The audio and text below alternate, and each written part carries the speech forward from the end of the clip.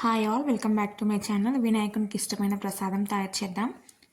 Stove on చేసుకొని pan పెట్టుకొని అందులో ఆయిల్ అయినా గీ అయినా యాడ్ చేసుకుందాం. దాంట్లోనే 2 hours పాటు నానబెట్టిన శనగపప్పు, కొబ్బరి తురుము యాడ్ చేసుకొని ఫ్రై చేసుకుందాం. ఫ్రై అయిన తర్వాత దాంట్లో వాటర్ యాడ్ చేసుకొని శనగపప్పు మెత్తబడే వరకు కుక్ చేసుకుందాం. కొంచెం సాల్ట్ కూడా యాడ్ చేద్దాం. నేను ముందుగానే శనగపప్పు నానబెట్టాను కాబట్టి తొందరగానే ఉడికిపోతుంది. ఇప్పుడు దాంట్లో ఇలాచీ పౌడర్ కూడా యాడ్ చేసుకొని ఇంకోసారి కలుపుకుందాం. శనగపప్పు ఉడికిపోయింది. ఇప్పుడు దాంట్లో 1 cup బెల్లం యాడ్ చేస్తున్నాను.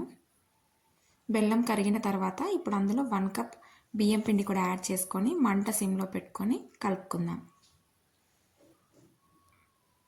వాటర్ అంతా బెల్లం పిండికి పట్టేలాగా మంచిగా మిక్స్ చేసుకొని లిడ్ క్లోజ్ చేసుకొని పక్కన పెట్టుకుందాం. చల్లారిన తర్వాత ఇలా మనం షేప్స్ ఒత్తుకుందాం. ముందుగా నేను మోదుగలు తయారు చేయడం చూపిస్తున్నాను. ఇలా స్పూన్తో ఘాట్లు పెట్టుకోవచ్చు, లేదంటే మీకు మోదుగలు తయారు చేసే పావు కూడా దొరుకుతుంది షాప్లో. నెక్స్ట్ నేను ఉండ్రాలు చూపిస్తున్నాను రౌండ్గా. కుడుములు. ఇప్పుడు అప్పం తయారు చేస్తున్నాను. ఇలా మిగతా పిండి కూడా తయారు చేసుకొని ఇడ్లీ స్టాండ్ పైన ఆయిల్ రాసి ప్లేస్ చేద్దాం.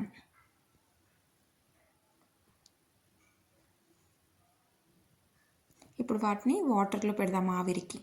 లిడ్ క్లోజ్ చేసుకొని ఒక 5 minutes పాటు ఆవిరికి కుక్ చేసుకుందాం. మంచిగా కుక్ అయింది. ఇప్పుడు తీసేద్దాం.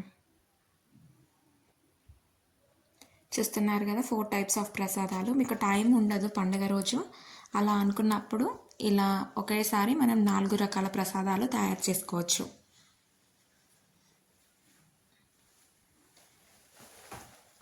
Thanks for watching the video. Do share, like and subscribe.